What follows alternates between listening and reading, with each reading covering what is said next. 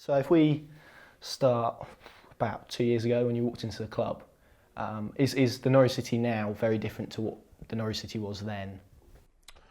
Yeah, in lots of ways it is, but also in lots of ways it's not. You know, we've not sort of done anything here sort of revolutionary. It's you know, we've just, I think, just aligned a few things and put certain sort of processes in place and set some certain ground rules regarding the sort of culture and what we expect from it. But I see that as just, you know, the club had probably just lost its way a little bit. You know, it'd gone for a period of managerial change, relegation, changes at executive level in terms of the chief exec sort of going to had come and gone in quite quick succession. So, you know, as a club which probably just needed to settle down and sort of find its feet again, refocus and start sort of moving forward. And I think that's all we sort of did really, was sort of come in and sort of steady the ship, give a little bit of focus and yeah, so does it look different? Yeah, absolutely, but you know, I don't think it's sort of anything too sort of rocket science what we've done. I mean, you touched upon it there in terms of the culture being different. How did you go about installing that culture to last for quite a while? What was the first step you took to sort of installing that? Well, I think the first thing is it's you've got to affect people's behaviour, and that comes from the top. You know, it comes from the ownership as, you know, what is acceptable behaviours within our organisation, and then it's about delivering them behaviours every day, and it's how you act, whether that's, you know, myself, whether that's Delia, whether that's, you know, Ben or Zoe or Daniel as head coach, down to all the staff. It's like, no, we act in a certain way and we represent our club in a certain way and our organisation in a certain way. So I think that's where it had to start. We also had to develop what them behaviours sort of look like, because it's probably different depending on the organisation, depending on the demographic or where you are in the country or whatever. But also then it's probably identifying quite quickly maybe people who are going to stop our culture becoming what it wants to become and removing them from the business, whether that's on the playing side or the non-playing side. And you know, it's no secret, everyone knows that there was a big turnover of both staff and players, and because fundamentally some of them didn't culturally fit on where we wanted the organisation to go, and you know, you either change the people or change the people. It's sort of as simple as that, and you know, that's what we've had to do. Hasn't been easy, but you know, I think you now reap the rewards of, you know, you walk into an environment which people believe they can grow, people believe they can get better, people feel they support, people feel open, they can question, they can challenge, you know, and they can make mistakes. You know, we've tried to create a place where, whether it's a playing member of staff or a non-playing member of staff, they can come to work with a smile on their face, but also be willing to make mistakes, and they know they're not going to be, you know, hung out to dry for doing that, because, you know, the only way we're going to grow and get better is, you know, through making mistakes and learning from them, you know, and, you know, but you have to create the environment. It's easy to talk about that, but you have to create an environment where you actually go through making them mistakes and growing and coming out the other end of it better. And unfortunately, that takes time. And, you know, when I first joined, I spoke about things taking time, and it wasn't to buy a greater length for me to stay in a role and whatever, because, you know, sometimes people will talk about time as a delaying tactic to not get a sack, to be honest. But it was like, no, these genuinely, you can't just parachute people in and go, change behaviours, start acting like this, and then everything will be great. It takes a long time to build a culture up, and we're still far away, to be honest, where we actually want it to be. You know, people will think it's great at the minute because of the success on the pitch. They'll go, oh, you've sort of cracked it or whatever. It's like, we sit here, this week I've done all the appraisals so far with the heads of department, and we're all sat going, we've still got a lot to do, we're still so far off where we want to be. You know, but whereas on the outside, people probably go, oh no, you've probably sorted that out now. It's like, no, to be honest, no, we're far from sorting out. I think, yeah, you touched upon it there about changing the people. I think I'm trying to think of the top of my head now. I think every head of department has been changed since you arrived here. Is that something that was integral? Yeah, a couple haven't. So Lee Dunn's the head of analysis still here, head chef still here. Neil Adams as head of the loans is still here. Other than that, yeah, I think most have gone. Yeah, some by their own accord, some by not. Yeah, I mean, fundamentally, you know, I have a certain way of working and certain beliefs on how I believe, you know, a football club should be run. In the football side of the business, you know, I have deep beliefs and a philosophy and a method and a way. And, you know, yes, I'm open-minded to develop that, but I'm also convinced by it. And I think when you are convinced by something, you need the people around you to be convinced by it. Yes, challenge it, absolutely. So, you know, I was in here with the academy manager yesterday having a pretty heated discussion on a certain topic because we disagreed on it. And at the end of it, he was probably actually right, if I'm honest on that. But, you know, so yeah, you need challenge. It's not around having people who are yes men around you, not at all. But it's people who see the work the same way as you. Because it doesn't work if, you know, one of my strong beliefs is youth development. Well, it doesn't work then if you have heads of department whose strong belief is working with senior players. It's clash and it doesn't work. Now, it doesn't mean they're wrong or I'm right, or it doesn't mean I'm bad and they're good. It's just a difference of opinion. And I think that's why we love football. You know, there's certain teams that we all play that we'll identify how they play football and go, that's not for me. Without being rude, I wouldn't pay to watch Cardiff City. But they've been unbelievably successful. Fair play to Neil Warnock, who's a really good guy, and what that club has done. But I just don't see football like that. If that's what every team played football like, I'd watch a different sport. I'd go, well, I can't watch that. I truly believe in young players. I don't want to watch a team of 30-year-olds. You know, I wouldn't pay to watch a team of 30-year-olds, even if they're winning the league. So it's not for me. I want to see young players developing, getting better, and all the rest of it. And, you know, I believe to build a club, you know, you build it through young people and ambitious people. Yeah, of course, have your mix of experience around because you have to have that. So for every Buendia, you do need a Tete. You know, for every Godfrey, you need a Tim Krul. But fundamentally, you've got to have people who work with you who share them beliefs because, you know, doing the way we're trying to do it in terms of developing young players, etc., everyone has to buy into that. So whether it's the head chef, whether it's the kit men, whether it's the groundsman, have to all understand that we're all actually on the journey with these young players to develop them and make them better. They're not players you can just plump in the environment and go, hopefully they'll work it out, you know. And so that's why, you know, some people changed and you know, we brought some new people in. Do you think it helps that Norwich have sort of reverted away from the sort of vertical power structure, so everything works up, and instead it's more spread out and there's a bit more communication between the departments? Because I think it felt, particularly from supporters, perhaps there was a disconnect between the first team and the academy, and it feels now that they're much closer together and actually one unit. Do you think that's been part of the change? Yeah, I can't talk too much what it's like because I wasn't here, but what I can talk about since I've arrived. And since we all arrived, really, you know, in terms of, you know, Daniel, in terms of Steve Weaver and stuff like that, is, I met with someone 6 weeks ago who's looking to buy a club in England, and someone I know for a long time wanted just some advice about the club, blah, blah, blah, blah, and I said, yeah, come and have a coffee with you. And they said about this club hasn't produced young players, this particular club, and I'm like, yeah, but I guarantee they've got good young players good enough. Because every single club has good players, young players who are good enough. Because we all spend a lot of investment, and even if you're not very good, you get good players by default that, he happens to be a fan of that club. So he signed there when he was 8 and he's come through the journey, he's been coached well, all the rest of it. But what you have to do, and this is where I think we get it a little bit wrong in our country, is we don't provide the bridge for them. So, to be honest, it doesn't really matter if the academy manager and all his staff get on brilliant with everyone. If there's no relationship with the head coach, it doesn't matter. You can have the best processes in the academy in the world, you can have the best facilities in the world, you can have the best players in the world. But if the person employed at the top, the head coach doesn't pick them, it's an absolute waste of time. So what we did as part of our strategy was, you know, when we were appointing Daniel, it was a bit like, you know, we looked at the sort of our model and what was important for us, self-funded club in the Championship with some financial challenges on the horizon, if you think back to 2 years ago. And it was like, well, how are we going to get out of that?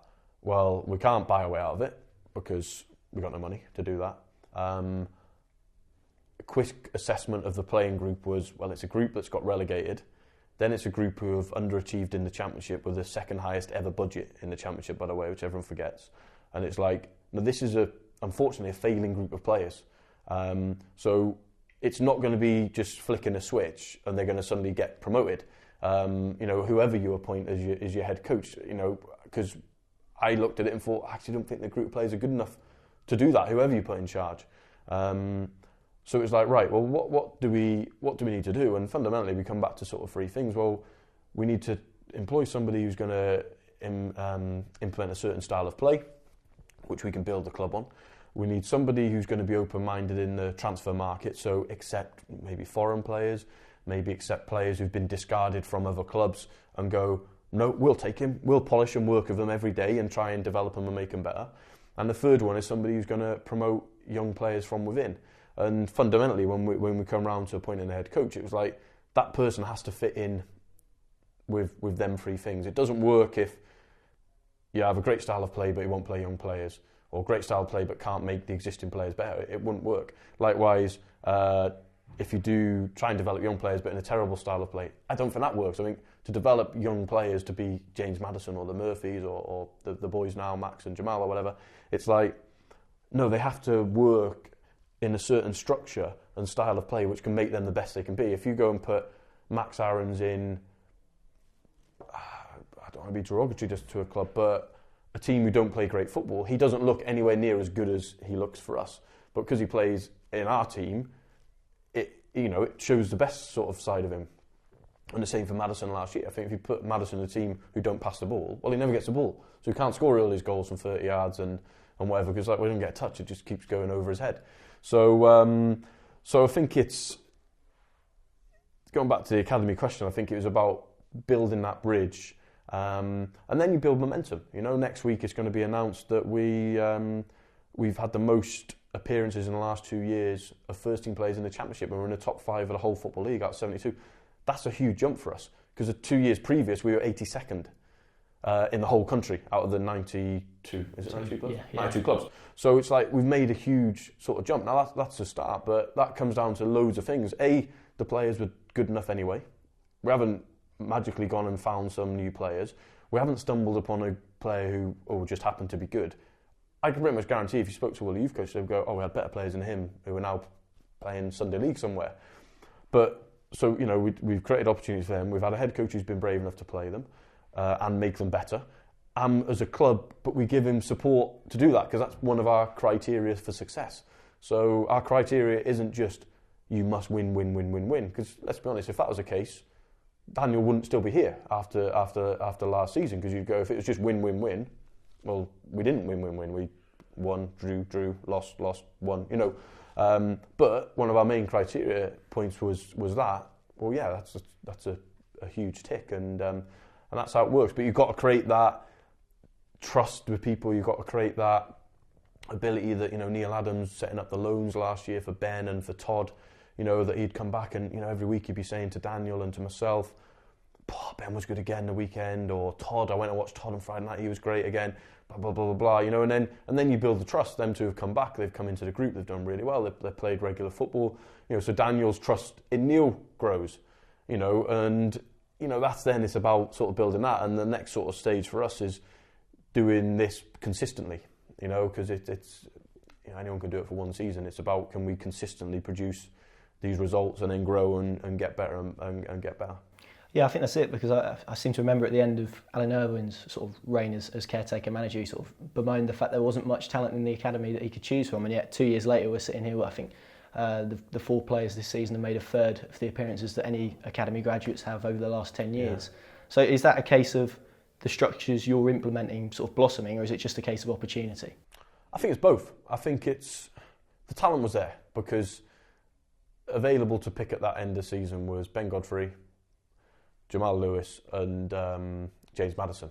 They were here in the building at the end of, because that's when I first joined. Is it dependent on the coach then, do you think? Yeah, but I think that's where, coming as a club, it's about then the type of coach you employ and the sort of objectives that you set for that coach. If you set the objectives of that coach is just win, well, you can't go, just win, but we want the average age to be 22, because to be honest, they don't normally actually come in hand. That's the pinnacle of what we're trying to achieve, to be honest, is to win but still have a young team and have talented players on the pitch that are assets for the club. That's what we work every day to sort of strive to do. But they don't come hand in hand. If you want to guarantee winning, do what Wolves did. Go and spend 60 million on top players, go and appoint a Champions League level probably coach, put it all together, you have a really good chance of winning it, in fairness. We're trying to do it sort of slightly differently, but what you have to do is you have to empower the coach that's a key objective. So when you're talking about what do we expect from you as our head coach, well, that's actually a real key thing we expect. But we're going to support you with that. So when you're playing these young players, if Max Aarons has a bad game, it's not I don't then sit with Daniel on a Sunday morning and go, we got beaten, bloody, Max Aarons made a mistake, you should be playing Pinto or Russell Martin or whatever. It's like, no, it's understanding then that there's a club to accept that young players make mistakes. And I think if you look at the model, very much my role is understanding the football side, understanding the business and working really hard with Ben and Zoe on that, but understanding the football so I can sit opposite a head coach and go, yeah, I get it, a young player messed up. That's what they do, innit? That's what happens as a young player. It's part of their development, and then making sure I message that upwards to the owners or to the outside when it's in the media or whatever to go, no, we always knew that Ben or Max or Jamal might make a mistake. By the way, Alex Tetty might still make a mistake. Everyone always forgets, everyone forgets it's like Liverpool when they almost won the league. The deciding factor in the mistake was Steven Gerrard's back pass to Demba Ba. That's one of the best players ever produced. So it can happen to him. So it's definitely going to happen to a young player. But I think it's setting that environment and security that we accept that, and it's not, we lost a game, who can we blame? It's like, we've lost a game. It's part of us learning and getting better. And, as a young player, they'll make mistakes. As long as they don't keep making them, it's fine. But if they do keep making them, that's why we have 92 clubs. So eventually players find their level, and it might be that, you keep making mistakes, you're going to end up playing in League One or League Two or the Conference. It might be that you keep performing every single week like James Maddison, and you actually jump ahead of our club at that point, and you go and play in the Premier League because we weren't ready to go to the Premier League.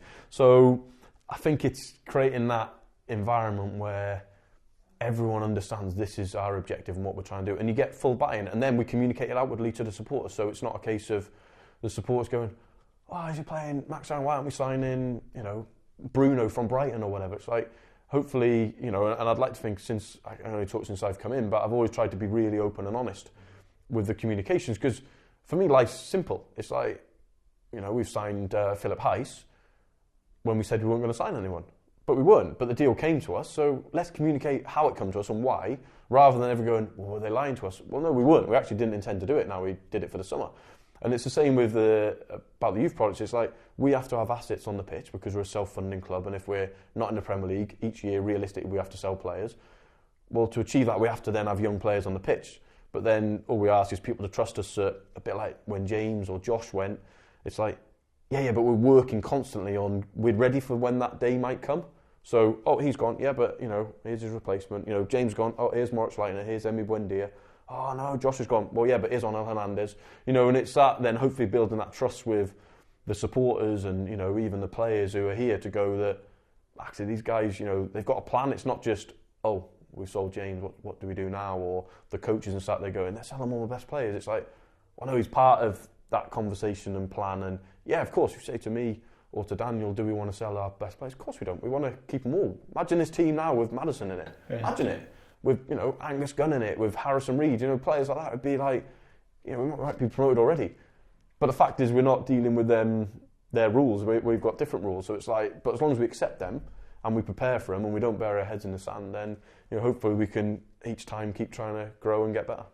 Is it a case of, in terms of the academy, is it a case of managing expectations of supporters as well? Because I think supporters might see 4 players come in from the academy and now expect that to be a regular conveyor belt, when actually next season you might have 0, and then the season after you might have 1 or 2. Yeah. I mean, we talk about, in terms of targets as a club, and it's very hard to put targets on how many youth players come through, because you could say, we got a young striker, he must come through, but then you got Teemu Pukki with 18 goals or whatever, or Jordan Rhodes with 8. Well, how's he ever going to get through at this point? Because this season, the 2 strikers who have played regular have done it, and then even Dennis, when he's come on and played, has scored some goals. So it's a bit like, you can almost sometimes, circumstance can stop a young player at that particular time. What we have to have then is a plan in place to go, okay, it's not this year, how do we make it, not this year, sorry, how do we make it next year? But what we have to do is put pressure on the academy, because one thing I said when I first come is, the academy isn't in the nice to have category, it's in this costs us a lot of money to run the academy. We have to make it viable for our football club. As a self-funding club, we have to look at every penny we spend and go, is that worth it? If it is, great. If it's not, we scrap it. And so there is a pressure on the academy to produce more players. This season we've had almost, let's call it a dream season with the 4 playing regular. Are we going to have that every year? Of course we're not. But should we be striving to it? Yeah, absolutely. But I think realistically for us, we talk about if we have one through a year who's good enough to get in the team, so not just be, well, I've been rude, 25th out of a 25-man squad and never actually play, maybe on the bench twice. We can't deem that a success. We have to deem it as somebody who gets on the pitch and plays minutes. But we have to put the pressure on. But we also have to understand, and then this again comes back to probably where my role fits in, is understanding that some years you will have none. And that's no one's fault, because it might be you had one ready to come through and he breaks his leg. What can we do? That's football, isn't it? It happens. But then other years you'll get 4. And you get the perfect storm where they all come in together, do brilliant, they're playing with a winning team, and you're almost like going, yeah, we didn't see this sort of happening to this sort of degree. So again, that's about education and again, messaging to people and telling people the truth of, no, this won't happen every year. Of course, we're striving for it to happen every year, but it won't. It's like, the signing of Pukki. Yeah, we'd love the next striker we sign to be exactly the same impact. But guess what? It might not be. It could be Ricky Van Wolfswinkel, where it doesn't quite work out. And, it's that, they're the things we're dealing with. Now, we've got to get more right than wrong, of course, that's our aim. But unfortunately, things do sometimes not work, and sometimes they are unexplainable. Sometimes we've all seen it with young players. You would have seen guys in your time watching the club, young players in the 23s, or even maybe playing the first team, and you think, he's one of the best young players I've ever seen. And now you look and go, wow, he's playing for Norwich United or Lowestoft or something, and you're like, how? And sometimes it's like, we don't know, it just didn't work. Is it a case of creating a structure in place from 8 to say under 23s, where you have a structure of playing the same way? And if so, is that then impacted by how Daniel plays? And then if so, sort of 3 questions in one, is it a case of if Daniel goes, that whole thing gets reviewed and changed again and based on a new manager, or is that a structure you'd like to keep in place? Yeah, answering the first question, so no, that's a club sort of way. So when we were looking at, so I first joined in April a couple of years ago, and it was like, obviously we didn't have a head coach, so it was right. This is an opportunity now to rewrite what we want to do, because it's not like coming in having a head coach who's been here for 5 years, got his deep beliefs. You're not going to change him, because he's got them deep beliefs. So it's like, right, blank sheet of paper. What do we want this to look like? How do we see football as? And not the Norwich way as this cheesy, like you hear, the West Ham way or whatever. What does that mean? Because every time I've watched West Ham in the last 10 years, depending on the coach, they play completely different. So, and it's the same with that. I don't believe in the Norwich way. But I do believe in, as a club, you can create a certain identity about how you play and how you work. So that was the chance for us to sort of almost go to a blank sheet. And, and we spoke about, actually, we wanted a team that genuinely play good football, because if we're bringing young players up, of which 95% of them will come through an academy route, occasionally some will come from a non-league route or from abroad, but let's say most of them are going to come through an academy route, either ours or somebody else's in England. Well, every academy you go to plays football a certain way now. You don't even, I'm sure, Cardiff have their style at first team level, but if you watch under 23s, they will not play like that. I guarantee they'll play football, because they'll be like, yeah, we've got to think about the next manager or whatever. So I think for us, it was about bringing in a head coach who could bring that to us, which then we can build on as a club. So if Daniel leaves in 2 years to go to Bayern Munich or whatever, it's like, we'll know who the head coach is, who will be very similar to Daniel in terms of philosophy. Of course, there'll be different people. Of course, they'll have slightly different tweaks. So it might be Daniel does zonal marking at set pieces. The new guy might go, actually, I prefer man-to-man. But fundamentally, what it can't happen is it can't be that we play football this way and then we go and bring in a guy who plays football over there, because everything else then just breaks down. For a start, the squad of first-team players, straight away half of them don't fit the new man, so that costs a lot of money to fix. And then academy work, which does take time. If we're working with a 12-year-old now, we can't teach him football one way now and then in 2 years go, all right, it's going to change again, and then 2 years later, we're back to what you were doing when you were 12, because it just brings no consistency to that player, and he, he's being pulled from pillar to post. So it become very much a club way, of which, the next head coach, whenever that will be, will fit into that. Now, this is how we do it. And then that comes back to the identifying of the head coaches. Like we scout players, you scout head coaches and go that, you don't ask a head coach to play a certain way. It's got to be their deep belief in as well. Or else what they'll do is they'll say in an interview, yeah, we'll do that. And then when it comes to it, actually they just resort to type and what they know. So it's about identifying the right person that, it's like, actually this is a guy to replace Daniel, bang, and you come. But then going to the other part of the question, at the minute, what we do in the academy is we're not complete clones of the first team. Yes, the style's very similar. So if you come and watch our under 8s, under 14s or under 23s, we try and play very similar sort of style of play. But it's also different that we make it a bit more position specific. So for example, we look at what can't we afford to buy at first team level. Very hard to buy strikers, very hard to buy wingers who score goals, and very hard to buy fullbacks, especially left backs in this day and age.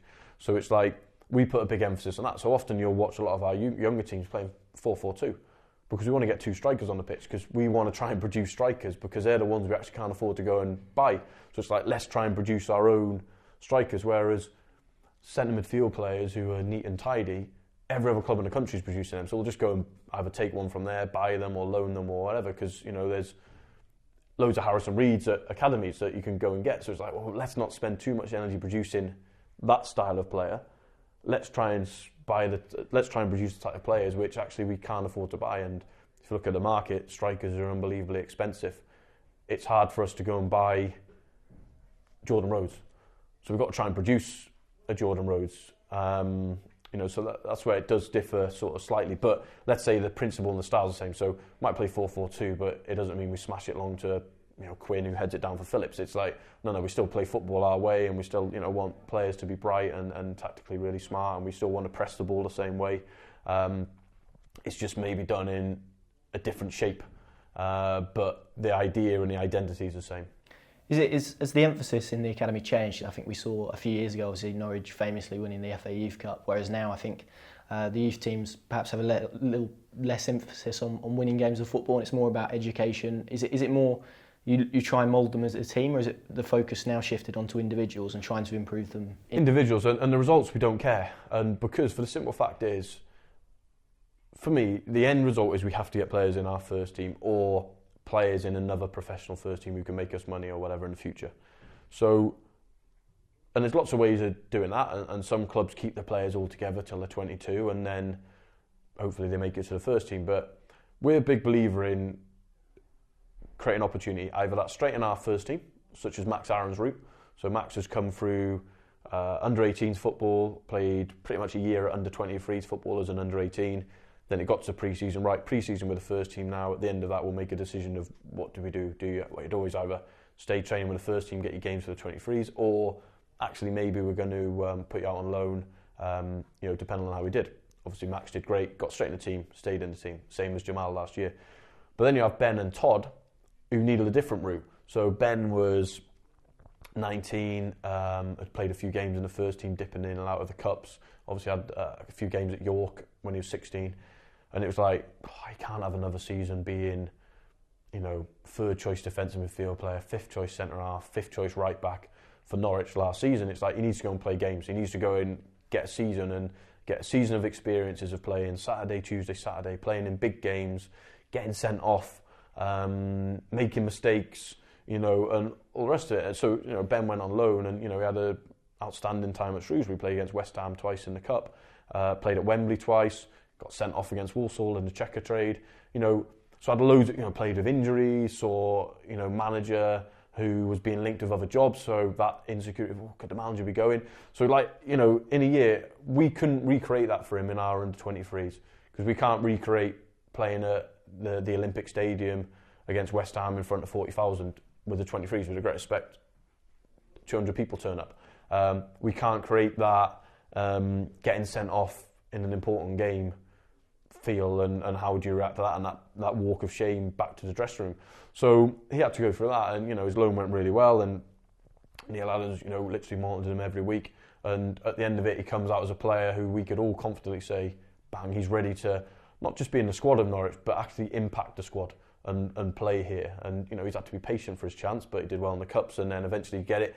But then when he gets his chance, we knew 100% he was ready. It wasn't like, God, I hope he can do well. It was like, oh no, he's ready now. He's just got to wait for his chance. Same with Todd. You know, Todd started training with the first team just before Christmas last year. Obviously came on at Chelsea in the Cup. And it was like, we need to create him alone. He needs to go and experience something other than Norfolk because, you know, he's born and bred here. You know, he's been at the academy a long time. All his family and friends around here. So he's in a very, let's call it, safe sort of place. And it's like, he needs to go out of his comfort zone and play some first team football. And the fact of the matter is, no one in England wanted Todd. We literally could not give him away on loan. So Neil had to become creative and obviously got him a loan out in Holland at Fortuna Sittard, of which we were all like, you know, I mean, we sat with Todd and his mum and stuff. It was like, let's give it a go, you know, and not knowing how it was going to go. But obviously for Todd, that was great. You know, he went and lived in a foreign country, different culture, different environment, but got his first team football. And again, at the end of it, Neil watched him a lot. I think he played 12, 13 games, part of a promotion push, did great, you know, and he comes back almost a man, you know. We sent him off probably a boy, he'd come back a man. So again, we could confidently go in pre-season. No, he's fine. Just let him get on with it. Let him go on playing. So I think it's about creating the sort of different sort of routes for them. It's not one size sort of fits all. And that's where, you know, we have to identify within each individual as what is their best pathway, because they'll all have different ones. Some will come early. Some will be early runners like Max, who at 18 goes in and just, yeah, whatever, this is easy. Others could be 22 before they're ready because, you know, they need to go and have some experiences on loan, or, you know, they need to mentally grow up a little bit, or, you know, because, you know, they're young guys, you know, they're all sort of different. So, and we have to understand they're different, and we have to understand the ones who need pushing. We have to understand the ones who actually need to be a bit more patient with, let's back off them. But, yeah, I think, you know, we're demonstrating that that's going all right, and that, you know, the productivity's going through the roof. We just challenges who's the next ones. Have the club tried to adopt a more progressive loan style? Because I think, particularly with Todd, as you said, it would have been easy to send him out to somewhere like Luton in League Two, where he'd have got kicked off the park every week. But instead, as you say, he went to Holland and went abroad. And that move now that we're seeing for young, particularly British players, to go abroad and play in Holland or Germany seems to be a bit more progressive, perhaps. Yeah, again, I think if you look at it, you know, I've taken criticism over the years for appointing foreign coaches. Well, foreign coaches take risks on young players. We couldn't give away Todd Cantwell to League Two last year. Managers didn't want him because, he's this soft kid who's got no experience. Well, he doesn't look like a soft kid with no experience now playing on our first team, but whereas a Dutch club were unbelievably open-minded, yeah, we'll take him, we'll develop him and help him better. And I think in our country, we've had to, you know, Neil and I speak a lot about it, is we have to think outside the box on loans and what our strategy is, because so many coaches in England still won't play young players. Even when the tops, I remember being at Huddersfield, there's a player called Philip Billing who plays every week now in the Premier League. He was 6'4", left-footed, had a long throw, and we couldn't get him a loan. And he was 19, and we said to Carlisle, who were in League Two at the time, listen, why don't you take him for a couple of days? You know, trust us, he's more than good enough. Setting him back, no, not for us. Halifax, not for us. 3 months later, he scored the winner at Nottingham Forest. Everyone's ringing to take him. It's like, he's not changed. He's not changed. But it's like, they're not brave enough to play him. And you know, like I say, clubs like us get criticised for having a foreign coach. And it's like, well, actually, part of that is they've actually got a pair of and will go, yeah, I'll chuck that young kid in. Yeah, I don't mind upsetting that guy who's got 50 caps for his country. I think that young player deserves to play. Whereas I think so many times we see it with British coaches, not all of them, but so many are like, I can't upset the senior players, can't upset the dressing room and all the rest of it. So unfortunately, our loans we've had to create. We'd love nothing more than Todd last year to have gone on loan and played some football in League One. Brilliant, you know, like Ben did or Carlin, but no one. So we had to think outside the box. And then you're right as well, sometimes the style of play or the type of football in some of the lower leagues isn't perfect because the pitches aren't great or you know, the level of players aren't great. So that's the other thing, you know, about going to Holland. There is a certain philosophy just through the country. Like every team plays football out there, you know, and that's why we've done it with Simon Power. Now we've sent him to Dordrecht to get that experience of playing games, but in an environment where they're going to play a similar way to us. The coaches will forgive mistakes. They'll forgive a little bit of naivety. So yeah, we have to constantly try and find, well, not new ways because they've already been found, but we have to try and work out routes for our players and not just accept that. Oh well, we can't get that one. Oh well, what do? We've got to work harder to try and find them opportunities. Do you think there's an element of fear in the English game then? Because it feels like everyone wants a youth academy and a youth system that produces players, but everyone's a bit too scared to take a risk on them. Yeah, and again, I feel sorry for managers, because I think we're so uneducated still in our country that we have a manager, maybe a board or chief exec or whatever, and they make this guy feel that you've got to win, you've got to win, you've got to win, put the weight of the world on the manager's shoulders, but then go criticising for not playing young players or not playing football in a certain style. But it's like, yeah, but you're contradicting yourself, because all you're saying is win, win, win. So he's going to try and find a way to just win. And let's be honest, is the way to win playing an 18-year-old or a 28-year-old? Most people go, give me a 28-year-old. You know, it's probably the same in any industry. You know, a bank manager, we have to make money as a bank. Well, do you pick the 22-year-old up-and-coming banker or the 50-year-old banker who's been there and done it? Well, if it's life or death about me being able to pay my mortgage or not, let's use a 50-year-old bloke. So it's human nature. And I think that's the contradiction of clubs. I think we stitch our young coaches up. I think we have some top young coaches in our country. They get a first-team opportunity, and within 3-4 games they're under pressure. And it's like, because maybe the club don't actually understand what they're doing. And you have chairmen and people in charge of clubs who maybe been really successful in their own industry, and they just don't get this industry. And that's not going, you don't understand football and being like that, you know, comment where people beat people up. Not at all. But it's understanding the journey of a young player, journey of a young coach, that there's certain things that you have to sort of live with and what comes. You know, football is a game of millimetres. You know, it goes one side of the post or it goes inside the post. Can be a difference between success and failure. But you have to strip back, and you have to have people who understand and go, you know what, actually we did lose today, but I'll tell you what, we performed really well. Yeah, we lost. Yeah, but we can't affect sometimes the result. You can affect the performance. And I think, you know, we're still pretty uneducated in our country, because we all want it, and we've got top young players. We've got probably the best young players in the world at the moment. If you look at under-17s, won the World Cup, and England under-20s won the World Cup. You don't win World Cups unless you've got top players. It doesn't matter who you are. There's no excuse. There's no hiding that we've got top players.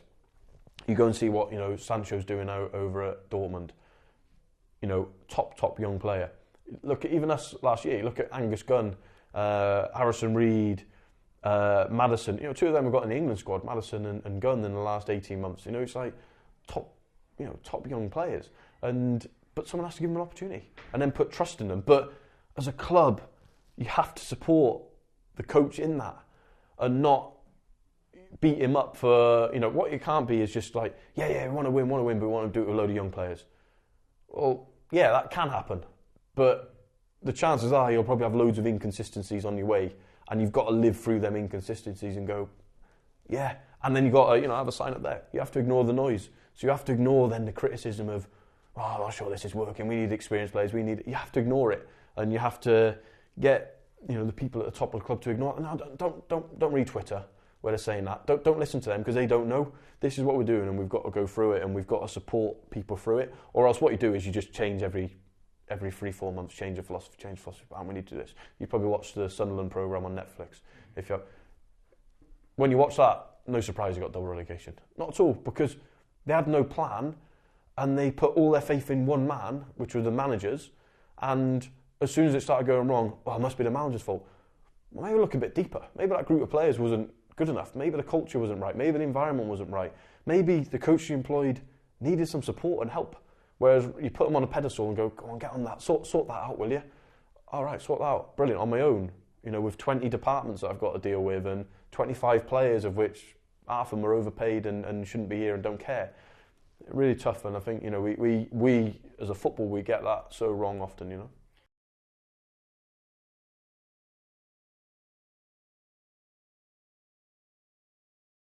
Mm-hmm. You know, in a few Yeah. academia in it. Do you think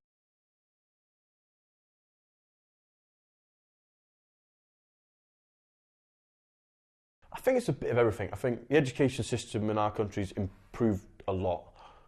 You know, I think back when I started my badges to what it is now, it's improved a lot. I do still think we give them out a bit too easy, and if you've played a certain amount of caps for your country, it's a bit like people are in awe of people. oh, he must know what he's talking about. He played 50 times for England. He might not have a clue.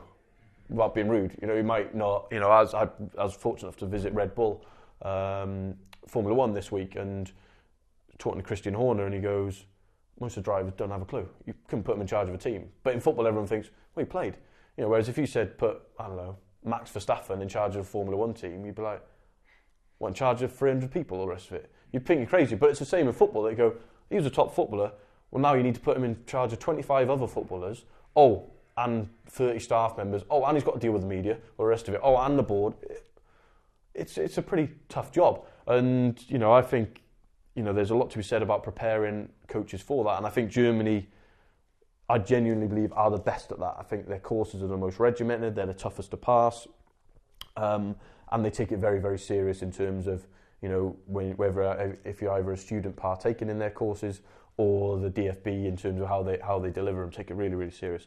I think the other thing is that in terms of the German culture, what I found is the sporting director model, it's ingrained there. They've done it for years. It's, for them, anything we talk about in terms of youth development or developing coaches, they were doing it 20 years ago. They like almost laugh sometimes, when I speak to some of my colleagues out there about things, they almost laugh, all right, you're only just doing that.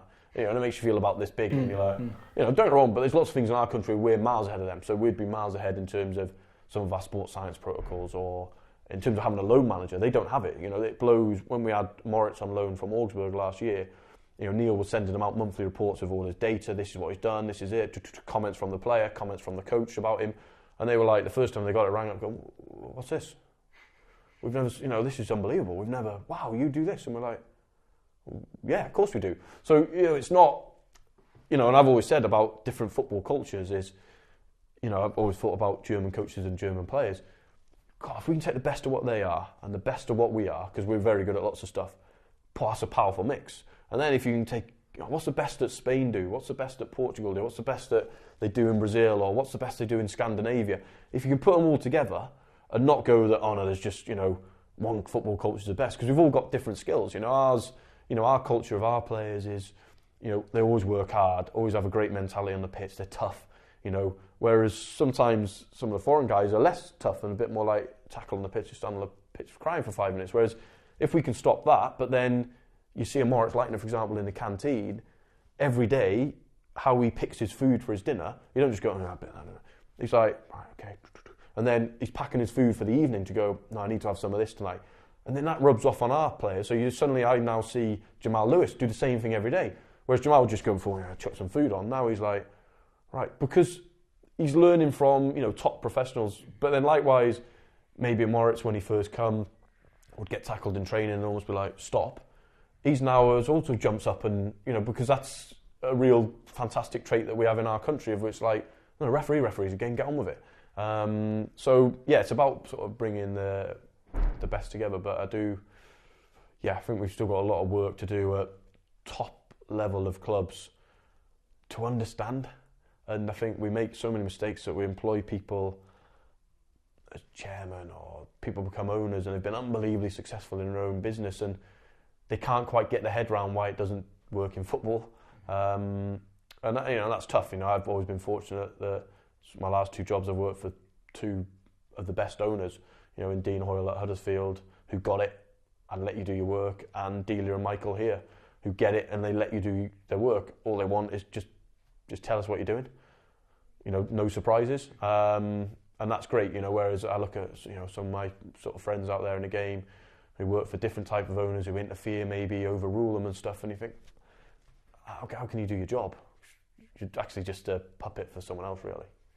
I think it's fair to say, hadn't the club have taken the decision to sack Daniel Farke at the end of last season, I don't think too many eyebrows would have been raised. But you said about creating the environment and about having someone in charge who believes in youth. Is that why the club were absolutely sure that they had to stick with him, because they knew that they'd see that it would bear fruit, or is it a case of? Yeah, I think there's lots of things. First of all, Daniel's position was never under threat internally, so I appreciate the noise on the outside. I ignore it, but I'm sure it was out there, and understandably as well. I've also been on record at times last year, and Daniel's the same. There's times that wasn't good enough, and we understand that. People pay a lot of money to come and watch our club, are extremely passionate about our club, and they just want to see us do well. And I think have been unbelievably patient. You know, when all's said, you know, a lot of other clubs, it would have turned a lot quicker than what it did. And then when it turned, I never felt in the stadium it was like, oh, Christ, this is horrendous. Don't worry, you got personal bits of abuse. Don't you get that in Norfolk anyway? You don't get it in Norfolk. It's a different day, but you know, you get a bit of abuse walking to the ground. People call me this, that, and the other, or whatever. But that's life. You get it now about even when we're winning. You get it about something else of, I'll tell Farke to play Hanley or whatever. What? We're winning. Enjoy it. Just try and enjoy it for a bit. You know, we're not keeping clean sheets. Well, last year we couldn't score, so let's enjoy. You know, but that's life, eh? That's people want to always moan about something. But I think for us, if you look at how you assess staff members, of which, you know, head coach is part of that. Obviously, the most important part of your staff. What's important for us is does he do what he said he was going to do? So when you're talking, we don't interview, but when you're sort of speaking to him, getting to know coaches, he'll talk about his methodology, how he does, how he works, what's his working practices day to day. Does he continue to do that? Yes. Okay, great. Is he still working hard? Yes. Is he still sticking to the plan in terms of developing players? Yes. Is he doing anything crazy? No. And what I mean by crazy, going, you know, suddenly coming in and going, right, we're not training this week, see you on Saturday morning. Whoa, that's a bit off piece. And I think they're the signs when you start going, not. If you're watching the work every single day and you're going, you know, people say, what's the change between this year and last year? And it's like, well, not a lot, because Daniel hasn't changed. Working style's the same. The training schedule's the same. The type of sessions are the same. So it's not like suddenly going, come and wave off somewhere, right, actually, we're going to work on finishing this year, see if we can score. Oh, that's it, brilliant. Not at all, because, you know, Daniel's got his way and his method, and I think over the course of last season, the key for us was that didn't change, and he didn't change in his beliefs, and that's crucial, because, you know, I remember Daniel saying to me a story about Pep Guardiola. It's an interview, I've since read it, and Pep Guardiola talked about his first year in England at Man City, and he didn't win anything. And he says, you know what? He said, I sat there and I thought, maybe this won't work in England, like Gary Neville said. You know, maybe I need to change. And he goes, I sat there contemplating it, and then he goes, but I've won 15 trophies in 3 years. This can work. Right? Why should I change? And I think it was the same for Daniel's belief and our belief that it was like, no, actually, we know this can work. So it's not like if you're sometimes going, take the Huddersfield, right? When I went there, and we did something quite radical in terms of bringing David in. To be honest, that was in the category of, this is a bit left field, this could make us look stupid, it might not work. But then when you're with Daniel in terms of his working style, it's like, no, I know this can work. I know foreign players can be a success in the Championship. I know foreign coaches, I know young players. So it's like, actually, you know it works. It's just, at the minute, we haven't quite find the right formula. And again, a bit like, it's really interesting, the parallels we've talked with Red Bull this week. Christian Horner said they had a season where he said the car just wouldn't come to us. They said we're doing everything, we knew we were doing everything right, but it wasn't on a you know, their equivalent of a match day, on a race day, it just wasn't coming to us, and we weren't getting the results. And they said, but then the next season we won the title by a record points, because it's like, bang, it just sort of come to us. And I think for us it was always about, is Daniel consistent with his work? Yes. Is his staff? Yes. Does the players still believe in him? Yes. Do we think we're going to have a better squad for him next year? Because the other thing people forget about is when we come to the club 2 years ago, 2 years in the summer, we're picking up an unbelievably difficult circumstance of club have been used to losing, difficult dressing room, quite dysfunctional dressing room, quite a dysfunctional staff, bit of disconnection with the fans. You know, it was, you know, I remember when I first come in, it wasn't all, you know, the fans didn't seem really massively engaged. They seemed a bit lost as to, where's our club sort of going? Maybe communication wasn't great between the club and the supporters. So Daniel's come into that. It's not come into a perfect sort of storm. So it's not like, let's say Daniel leaves tonight and goes to Bayern Munich. The next one coming in, I can confidently go, is coming into a really good club. Well run, fans are engaged, there's trust, we've got a good squad, we've got good facilities, all the rest of it. Daniel didn't come into that. He came into a place where facilities weren't good enough. Players weren't particularly happy. You had players who weren't committed, didn't want to be here. You had some players just simply weren't good enough. Staff members really unhelpful, probably been here too long, felt the club owed him a living. So he come into that, and Daniel and I have had to work through that, and a lot of it is, our relationship is, sometimes I'm his boss, sometimes he's my boss, but to be honest, most of the time it's about working together. We're a team, so we take things on as a team, and then the staff around us is like, no, actually we're a group. How do we get through this? And one thing we did at the end of last season, we went away as head of departments here for 2 days. We went and locked ourselves in a hotel for 2 days. And we literally, each person went through the last season. What do we do well? What do we need to learn from? What do we, am I allowed to swear? What do we f*** up on? What do we let ourselves down on? And we made it really vulnerable, really raw, and myself and Daniel started it off with, and I said, bang, I got this badly wrong. I got this really badly wrong. Bam, bam, bam, bam. Got these bits right. Because it was like, no, we've got to keep working here to get better, and we've got to really test ourselves, and we've got to come back for the new season and go, right, certain things weren't right last year and certain things that we didn't do great. Absolutely, we made mistakes. We made lots of mistakes this year. We'll do it again this year, and again there'll be some things where, sorry about that, I got that badly wrong, or sorry about that, but that's the point. We have to create an environment where that can happen, because anyone who comes in and goes, I got every decision right, a liar, impossible, or they take no risks. And if you look at the club, how we are, to be successful, we have to take risks, because we don't have the money to be just pick safe. We can't just go and sign in every position a £10 million player and go, well, it's not a risk. We can get out the Championship easy doing that, and we can go and appoint, I don't know, Steve Bruce, he'll get us promoted, he's been promoted 8 times or whatever it might be. It's like we have to take risks, so we have to create opportunities for our players and staff to be able to take them risks as well. I suppose the thing is, we've gone from perhaps a club who weren't too bothered if the head coach had gone, and we're sitting here nearly in February and everyone's pretty much begging him to stay. Is there any more developments on his contract? No, I mean, we've been in dialogue for quite a while now. The key thing is Daniel wants to stay and we want him to stay. That's the most important. He's come on record saying that, and we're come on record and again now. But it's like everything, it has to be right for everybody, and a bit like, last season wasn't particularly great for the club, and that was all of us. That wasn't all pinning it on Daniel or pinning it on me or pinning it on the players or whatever. That was all of us, But then likewise with the success this year, it's also not down to one person. It's a big team here. It's you spoke earlier about a bit more of a collaborative approach. Absolutely, that's personally my leadership style. It's also Daniel's, and it's also going to be the leadership style of the future, because I think the modern day employees are going to become more and more, less this just hierarchy and all that sort of rubbish. It should be more level playing field. Yeah. So, you have to sort of bear them things in mind, and what we can't be is, this club's made some, pretty not great decisions in the past when it's felt like they've had a gun held to their head, and it's like, we can't do them again, and we can't have a gun held to our head, and, we haven't got, Daniel's not holding the gun to our head, to be honest, but at the same time, it has to be right for everybody, and, for him, he's desperate to stay, but it's also a big decision, he's moved over here without his family.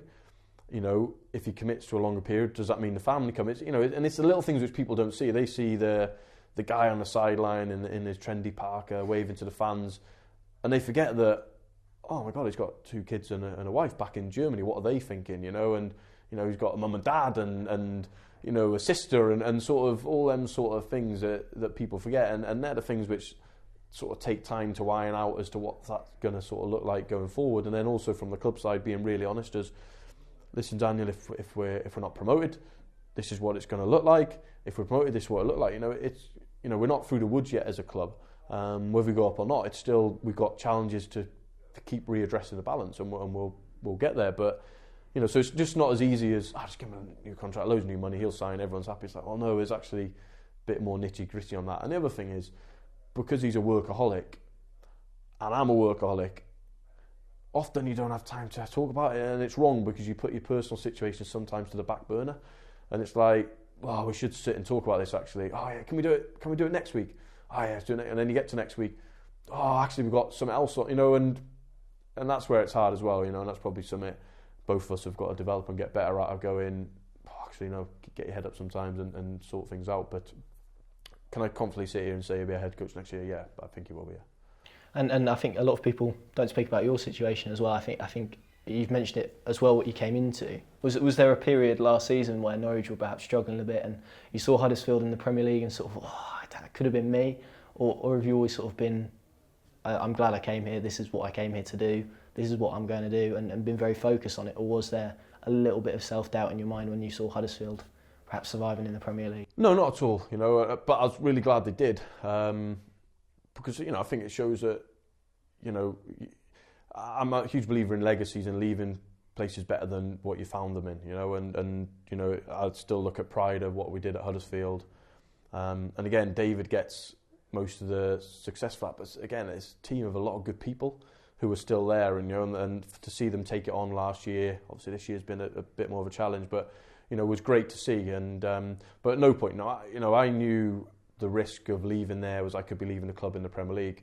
But as I said at the time, and it was meant through no bitterness to Huddersfield, because I love my time there. I get on great with the owner and get on great with David and lots of the staff. So to one of their staff members this morning, who's a mate, and whatever. But without being rude, you can't compare Norwich and Huddersfield as two clubs. Huddersfield, the stories there's been amazing, and we'll talk about it for the rest of our lives. It'll be, I remember Huddersfield, a bit like when we talk about, do you remember Blackpool in the Premier League? Even if you had nothing to do with that club, you think back, I remember, Charlie Adam, Tom Ince, and you talk about that team with some fondness, and they were great.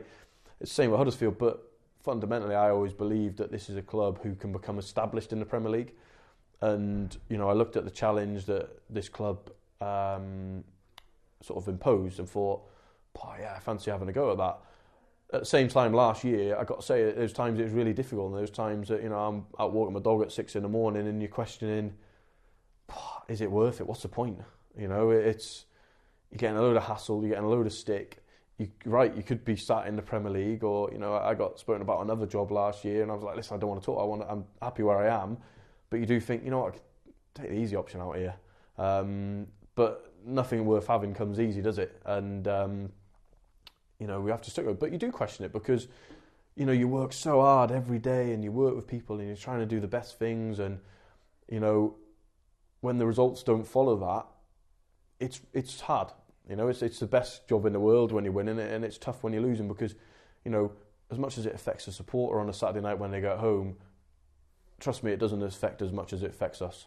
There's times last year I wouldn't sleep all night. I'd be awake at 2, 3. My wife would come down next morning. Do you not come to bed? Well, I just couldn't sleep. I had to come downstairs, and you're trying to sleep and you're trying to watch something on the telly, and then you just got a million things going on through your head because you're trying to fight and find a way of, how can we get a short-term fix to this? But deep down knowing, there is no short-term fix. But people don't want to hear that. They want you to fix it, don't they? It's like losing weight, isn't it? Unfortunately, there isn't just a pill you can all take and go, I got a six-pack, yeah. It's a painful journey to get there, of which most people fail, myself included. But underneath there's one there, honestly. But it's tough, it's really hard. And I remember having a conversation with Neil Adams. Neil Adams has been brilliant for me personally. He's a really experienced guy and a great guy, and I've had lots of chats with him early on a Sunday morning about stuff, and Neil, and he sort of gives you answers. And I remember he said to me once, he goes, how do you feel when you win? If you win a game? He says, you must feel great. I've gone, no. I actually go home and just feel relieved. And I feel relieved that maybe for 3 or 4 days, we're not going to get stick. For 3 or 4 days, people are happy with us until the next game. And so that was tough last year. And for myself personally, that was a new experience because it is probably the first time in my working life that, I felt, everything's going wrong. Everything which could go wrong is going wrong here. And that was tough, and that challenges your belief, and it challenges your confidence. It challenges, was Huddersfield just a fluke? Was it luck? Was it nothing to do with me? I just happened to end up being there and tagging off the back of it, and you think, God, I'm doing nothing overly different here, really, but it's not working the same. And you're just constantly questioning and challenging yourself, and it's it's quite a difficult sort of place to be at, And you're thinking, my God, I've moved all my family down here. We've bought a house, so we're committed here. Oh, what if this goes wrong? How do I go home and say to the wife, crikey, this isn't for me, or actually I'm not for them. You've got a kid who's starting nursery, so he's starting to get friends, and You know, and all them things sort of go on in your head. And yeah, we're you know, we're well paid and we're really fortunate to work here, and you know, look at the environment. How lucky are we to be here? But still, all them doubts and everything are there, and you constantly challenge yourself. And you know, like I say, some days it's bloody hard to, you know, drag yourself in and try and go again, especially when, you know, you're leading a group of people. You come in here and people expect you to feed off you. It's like, you know, I can't come in here and just sit in the office and cry. It's like people want to go, no, bang, so you've got to be at it. And sometimes, you know, you're putting on clown face when really you just want to go and sit in the corner and cry, to be honest. You know, but it's like you do it, or you want to go and have a fight with someone and what have you. So, yeah, no, difficult, but, you know, hopefully, you know, you come through it and get better and sort of stronger for it. I want to talk a little bit about recruitment now, because I think that's been a big part of why Norwich are where they are at the moment, because as you say, they didn't have a lot of resources. It was a case of being creative with the transfers. Do you think there was a bit too much expectation when you came in that everything was just going to slot into place? Because I think now we're seeing the likes of Stiepermann, for example, who's blossoming into quite the player. Was it a case of everyone having to show patience and trust perhaps in your guy and your scouts' abilities to find the right players? Definitely, because I remember when I first come, the first sort of press stuff I did, I said, listen, I don't have a magic wand. And that was, I weren't saying that to buy time. It was like, no, it's a genuine truth. It's like, there's no shortcuts to success in this industry unless you've got unbelievable money. But even then, let's be honest, we've all seen, well, that's not guaranteed. Look at Forest this season, or Stoke. You know, like, they've chucked money at it. Probably going to be the highest spenders ever in the Championship for transfer fees. And dare I say, it could finish mid-table. So there's no shortcut to success. You know, I had to come in and learn the club, learn the environment, learn about the type of place it is. Then when you're going to sign foreign players or young players, unfortunately there's an adaptation period. That's just fact. I remember Dennis Bergkamp when he first came to Arsenal. First 6 months he was rubbish. Then he became probably one of the best players the Premier League's ever seen. You know, and that's somebody who was already world class before he struggled. And so it is tough. You know, it's tough for, you know, we had a new set of scouts. So people think, oh, you come from one club or the other, just bring the same list. Well, they might have been fishing in a different pond. So if we brought, you know, a scout who'd been working at Rangers, the pond he was fishing in might be completely different to the one us. So almost the players he brings with him are, well, they're not worth to us, they're too expensive, or they're not good enough, or the level's different. So again, you've got to have that period of time, and you know, we had to come in and build the databases up and build the strategy up for the scouting, build our scouting philosophy, which takes time. You don't just bring a black book from your previous club and go, oh yeah, just sort of sign them players, because to be honest, even at Huddersfield to Norwich, we were looking at different players, you know, just different type of player, because the expectation on a Norwich City player is different to an expectation at that point on a Huddersfield player. So it's not as easy as, I'll just bring you a list of players that you had for Huddersfield. It unfortunately doesn't work like that. And the same with the scouts that we employ. They all come from different clubs and different environments, all brought different skill sets. But it was never just the perfect storm where, like you say, that's all right, just go and sign 8 new players and win the league. Well, if we could do that, everyone would do it. You know, I think the person who can do that is a genius, you know, and would be probably not then coming to Norwich without being rude to ourselves. You know, they're probably doing that at Barcelona or something. So, yeah, that was sort of tough. And again, that's why we tried to be consistent with the message and tried to be honest. But I think sometimes maybe in the early days, that honesty came across as an excuse. And I understand that. But hopefully now people can look back and go, yeah, you know what? They actually said that. You know, Daniel said that. Stuart said that. People said it. It wasn't an inconsistent. It was a consistent message of which we said, listen, this is what will happen over a period of time. And now it's starting to happen. I think people start then to build trust and go, okay, yeah, we get it now. But I think at first it was tough because people did expect the magic wand. Even though you say don't get one, they expect to go, yeah, well, go on, just sign 5 players and win the league. Unfortunately, we couldn't do that. Does Teemu Pukki sort of epitomise what you want to do? Because if you take him as a case study, I think he's really interesting in the sense that he didn't really work for him in Scotland. He went out to Denmark, scored a lot of goals there, was out of contract. I think a lot of English clubs would have looked at him and gone, perhaps it hasn't worked for him in Scotland, why would it here? Is it a Norwich City now a club who do take risks on those players, whereas perhaps previously they've looked at Pukki and gone, didn't do it for Celtic, we'll move on and look for someone else? Yeah, I think scouting a lot of time it's fads. So players become popular and then every club attaches to that player. But then likewise, a player like a Teemu, one person goes, yeah, but he failed in Scotland, puts everyone else off. And everyone forgets when he failed in Scotland, he was at Celtic, massive club, huge expectations. He had a 1-2 record as well, pretty much, didn't he? And he scored goals. I remember speaking to Stephen Naismith about him when we just signed him. He goes, fair play to him. Whenever he come on at Celtic, he scored. But everyone beat him up for it because, you know, you had people like Chris Sutton sending the tweet out going, Teemu Pukki's rubbish. Yeah, Teemu Pukki must be rubbish. Chris, with the greatest respect, stick to being a pundit because, you know, when you tried to be a manager, it didn't work. And it's like, Teemu Pukki was 5 years ago. Don't judge him then. Judge him on what he's done since then. You know, then he was, we don't know, probably immature, maybe not married, all the different things, going up to Scotland. You know, he's a guy who's gone from living in Seville as a young player into Schalke up to Scotland. Trust me, Glasgow to Seville, you couldn't, that is like being dropped on Mars or something, I imagine. You know, culturally, what a shock. Just the temperature alone, let alone anything else. And it's like, then he's come into a club with huge expectations at Celtic. You know, it's one of the biggest clubs in the world, isn't it, in terms of, you know, what's expected there. That's quite tough for a young player to deal with. And I think, but for us, we had to look beyond all that, look on what everything was telling us, and everything was telling us, this guy scores goals. He's, touch wood, never injured. He's got a great attitude. His record at international level not being disrespected, not the biggest national team, is good. He's 28, so striker, we see that as a prime. So he's actually in his prime. Yeah, let's get him, because surely he can play in the Championship. You know, without being rude, the Championship isn't that good.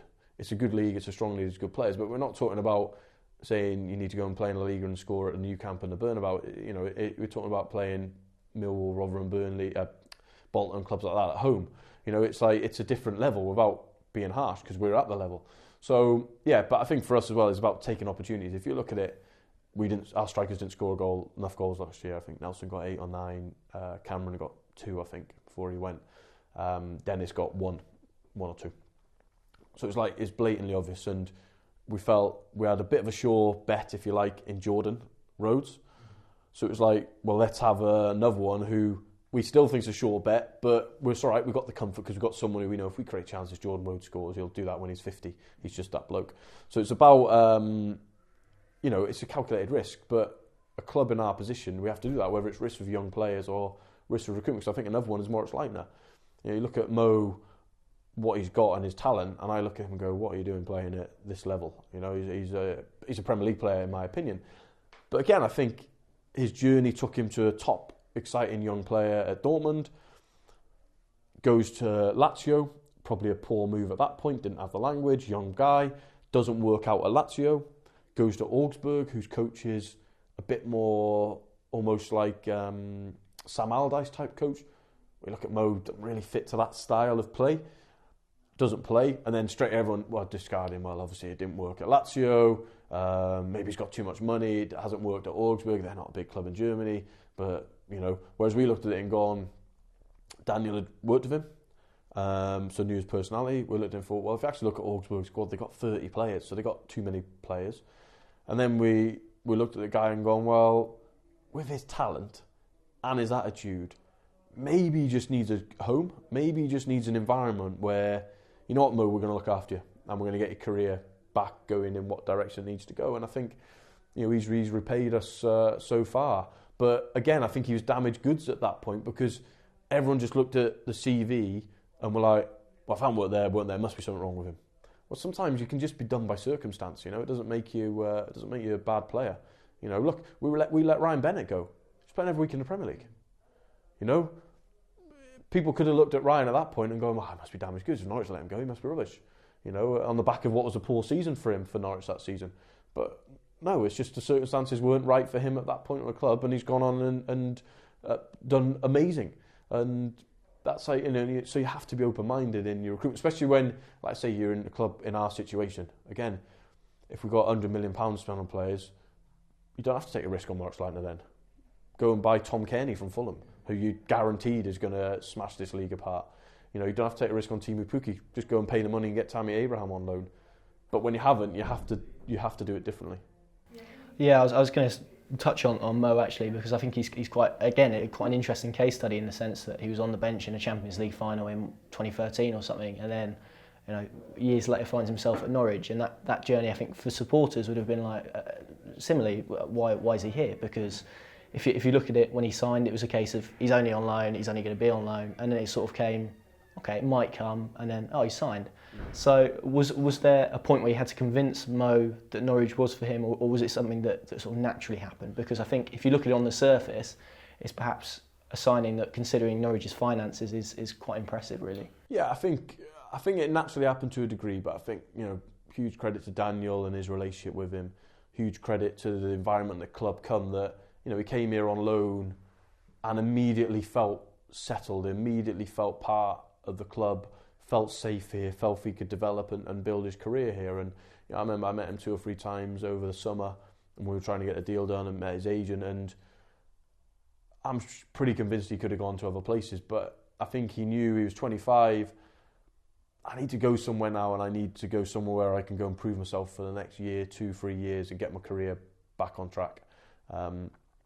So I think, again, it's credit to the work the club did, and especially Daniel with him, for him to actually then choose us to go, yeah, you know what, I feel good there. Let me sort of stay there and develop. And at some point, hopefully we can get to the Premier League and he'll get his dream of playing Premier League football for us.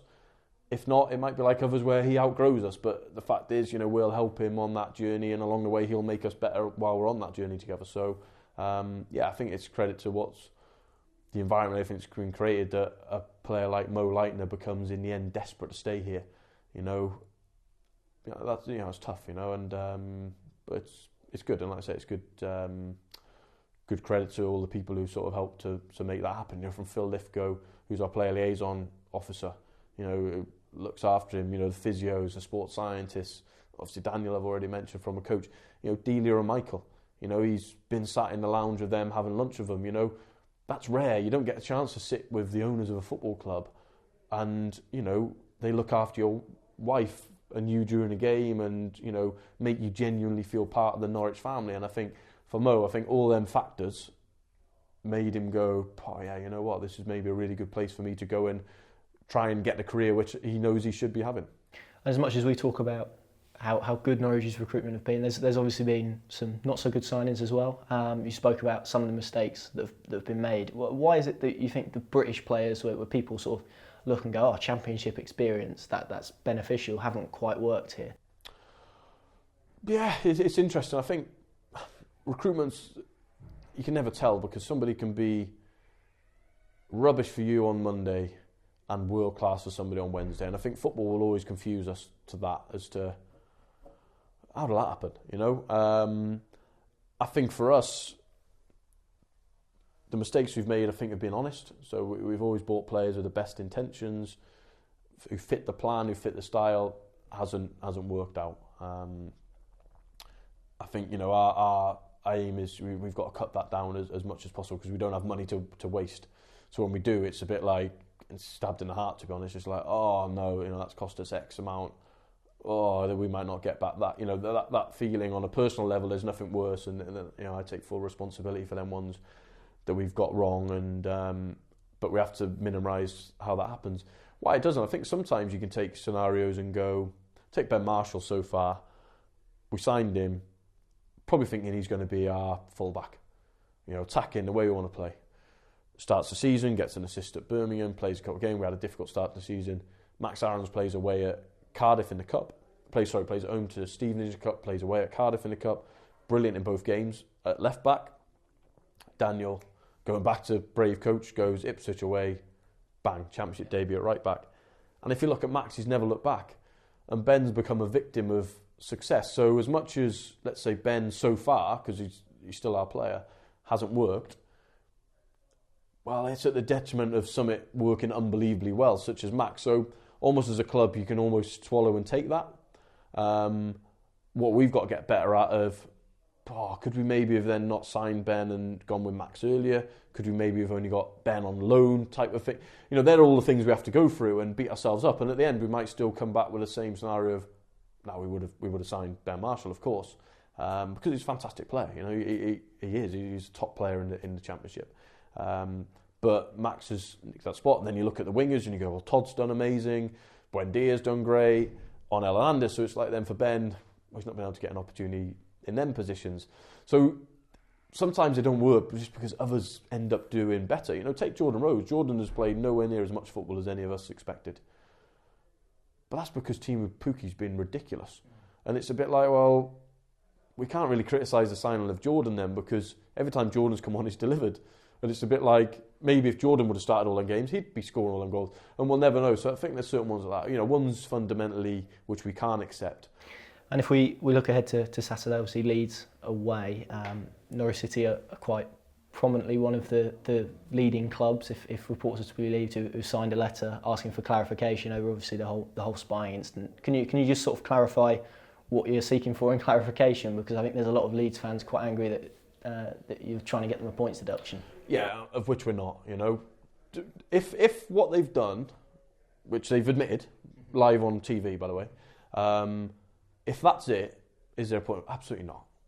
You can't watch us every day training if you want. You're not going to learn anything which is going to help you on a Saturday, because our style of, how Daniel conducts his training session, he doesn't do line up the starting 11 or stand there for 4 hours doing set pieces. So you wouldn't learn it. You can, what you would do, you'd end up in our heads getting a load of scratches, a load of splinters up your arse. So, good luck to you if that's what you want to do. So do we believe there should be a point deduction? No. But what we do want is real clarity of, they've said they've done it to every club. So we want to know, well, what did you do at our club? Because what we don't know is, what if they paid a member of staff for information? What if they pretended to be a workman on site and were literally stood in your facilities? What if they've tried to contact players who aren't playing for information? And this is the problem, and I think this is where people have got it a little bit wrong of, they shouldn't go, clubs shouldn't go after them, all the rest of it. It's like, well, no, you've come out live on telly and say you've done this to all the clubs.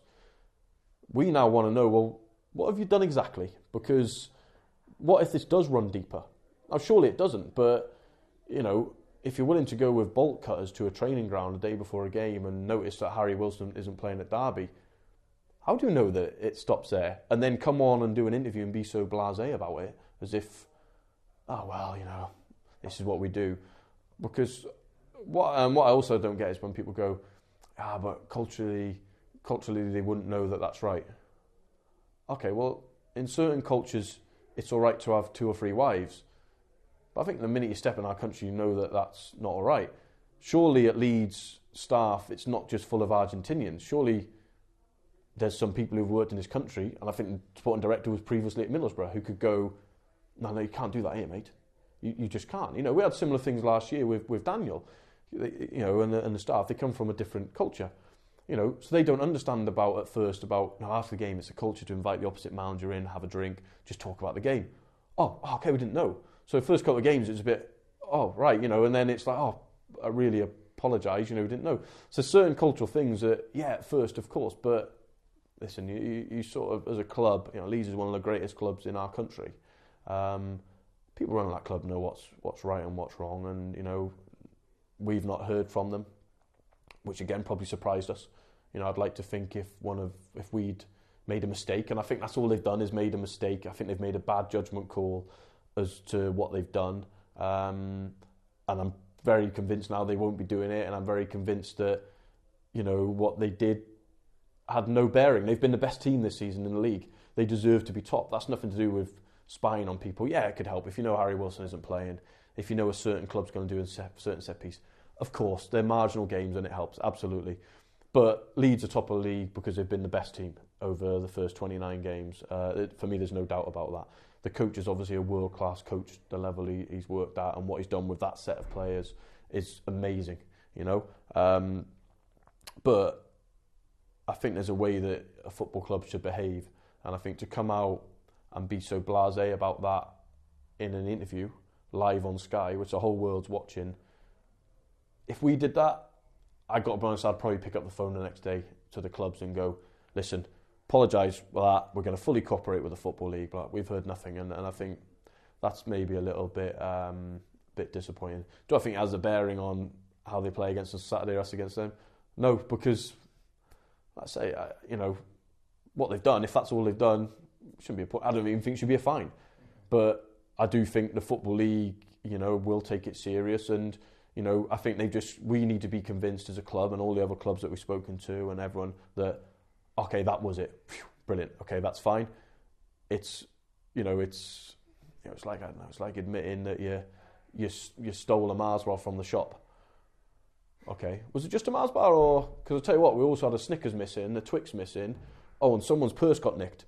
It's a bit like you've got it leaves bigger questions as, oh, what if it's deeper than that, and again, I'm pretty sure that the Football League will do what they need to do in the FA, and they'll come up with the answers, which shows that it is as, dare I say it, innocent as a misinterpretation and thinking that it's all right to peer through someone's hedge.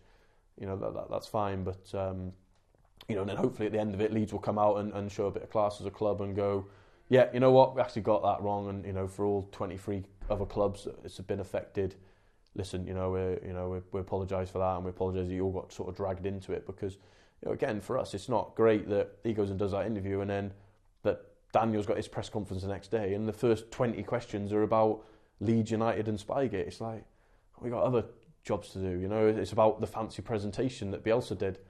Well, I think Alex Neil said it, all 23 other clubs could do the same presentation and go, well, yeah, we've been doing that for 10 years. It's not revolutionary doing, with great respect, match analysis. But, there we go. It's a story for people, and it's probably bigger because it's, it's a massive club and it's a massive story, isn't it? So, it is what it is. I think there's been some argument from Leeds fans saying, well, what's different from watching people train to having a pink dressing room, because you're trying to gain benefits either way. Perhaps you can give your opinion on that. I think the difference would be is if we had a camera in the pink dressing room, we're very different. We don't. The colour we paint our dressing room is our business. We're not trespassing on someone's land to do that. It's our dressing room. So we're not going to an away club and going, we're actually going to paint your dressing room a different colour. It's our building. If we want to paint them all purple, pink, blue, red, well, we wouldn't do blue, would we? But you know what I mean. That's our prerogative, and I think that's a completely flawed argument, because I think if you're with some bolt cutters in someone's house, it's a bit like going, someone next door neighbour painting his house pink just to annoy me. Oh, really? Yeah. So I'll tell you what I'm going to do. I'm actually just going to break in. Well, that's not right. Well, yeah, but he painted it a funny colour, so I'm going to break into it. Well, no, breaking is actually breaking the law. Painting it a silly colour, bit annoying, absolutely. Yeah, I can see why it'd annoy you, but come on, does it need to? You don't think you need to break in? Final two from me. First of all, just back to the academy again. How difficult, say hypothetically, Norwich get promotion this year? How difficult is it to maintain that link between the academy and the first team if Norwich are a Premier League club as opposed to a Championship club? The link, not at all, because that nothing changes, the people don't change, the facility doesn't change, the culture and all them things were changing. Well, it becomes harder to get in the team, which is a good thing, because if we're going to get better, it should get harder each year, even in the Championship. So, yeah, that doesn't concern us. I think what it does do, the Premier League, if we're fortunate enough to get there one day, gives us other opportunities. It gives us a chance to invest in maybe some more younger players. Buy other kids from other clubs as well, and sort of top up what we've got, and maybe have a bit more of a talent pool than we've currently got, because there's just more resource. So I don't think it changes it. I think it just makes it harder to get in the team, but that should be what a challenge to live up to. And if you look at the last, I know Maddison weren't an academy player, but Jacob, Josh, both Premier League players, Angus Gunn, Premier League player, and obviously Maddison. So you'd look at that and go, well, if we were in the Premier League during that time, we wouldn't have had to sold them. They'd probably be playing for us in the Premier League. So yeah, I think it's, we've almost been producing Premier League players, but for this sort of Championship. Finally, for me, how's the overall psychology of the club changed since you've been in charge? Is there been a massive shift in the way the club thinks, or the way the club perhaps treats academy players? Difficult for me to sort of judge before, because I weren't here, but I think probably since day one. First of all, from day one, speaking to the owners, they were so pro-youth, it was untrue. The club's committed to have Cat 1 long before I turned up. So it's made an emotional commitment and a financial commitment long before I ever walked in through the door. So I take sort of no credit for that. It's invested in a certain level of facilities, not as much as I've gone record before. We should have done a lot more, but still, when it needed to, it sort of did it. But I think there's probably been a lot of stories told as well to the owners and the board as well about why we're not producing, why. And it's about, now take away them noises, it's about having players good enough and giving them opportunity. And I know it sounds ridiculous, it's that simple. You know, and then having people who trust in them. It is really, there is no magic formula. There's not, you know, we all go traipsing around the world looking for different ideas on what do the best coaches with young players do, blah, blah, blah, blah, blah. Fundamentally, you come back to create a good environment and give them a chance. And it comes that simple. And that's, you know, that's what we've sort of stripped it back. But, you know, so I think there's always been that willingness for it to happen. If I hear from board directors, they were very disappointed that it hasn't happened previously. Because no doubt there would have been talent good enough to have done it, which we've now lost. But the main thing is, you know, we look forward and we have started to do it, and that then gains belief in it, and you start getting momentum now. And I think we're now at a position where people are genuinely excited about our academy. People are talking about it, you know, and there's a lot of good work done before we got here, you know, to get these players and to get them to a point. We've just brought the bridge really to connect it. You know, now it's about sort of building on that and building more momentum, building more enthusiasm. The media are getting more interested. You know, probably half your questions today have been about the academy, which is great, because probably when I first started, people weren't really interested. It's a bit like, what about the, what's it called? The academy. You know, and it's like, it should be the forefront of our mind, because we should have great pride in it, because for us it's a huge resource. You know, we can, I've said before, you know, we can't buy superstars. We've got to try and make them. You know, that's what we have to do, you know, and it has to become the forefront of people's mind, and supporters need to become better educated, help these kids out. You know, there will be times that Todd Cantwell will frustrate you with a type of player, like Josh did last year, like Jacob the year before. But stick with him, because one thing I guarantee you, every day he's working his off to be the best he can be. So, you know, when he makes a mistake, trust me, it's a genuine mistake. It's not a mistake because he doesn't care, or he doesn't want to be here, or he thinks he's better than the club or whatever. You know, it's, you know, Todd would run through a brick wall for this football club. And it's like, just support him. You know, when he makes some little mistakes, just encourage him. Just encourage him to do it again and to keep becoming the best he can be, because that's what they need. They don't need to be picked on because, you know, maybe the hair's a bit floppy or his socks are a bit down and people are getting big time from Deerham or whatever. He's not. You know, people get him so wrong. It's the same with Josh, you know. Amount of times I sat in here with Josh and it was like, just leave this kid alone. He's working his off every day, and yes, he makes mistakes. At times he puts shots, some of the balls we haven't even found, they've gone in the river. But you know what? They're really honest mistakes where he's trying to be the best to help his club that he's grown up to sort of love, you know. And I think, if there's one thing which frustrates me about fans and young players, I don't think it's just our club, is don't pick on them. Pick on the guy who's a multi-millionaire who doesn't care, absolutely, no problem, I'll join in with you. But not the kid who's actually every day trying his best and, you know, trying to take risks because that's what he's encouraged to do, and occasionally it goes wrong. Blame us for that. Blame the manager for that. You know, blame me as a club. Blame the owners. Leave the kids alone. You know. Stuart, thank you very much. Pleasure. Thank you.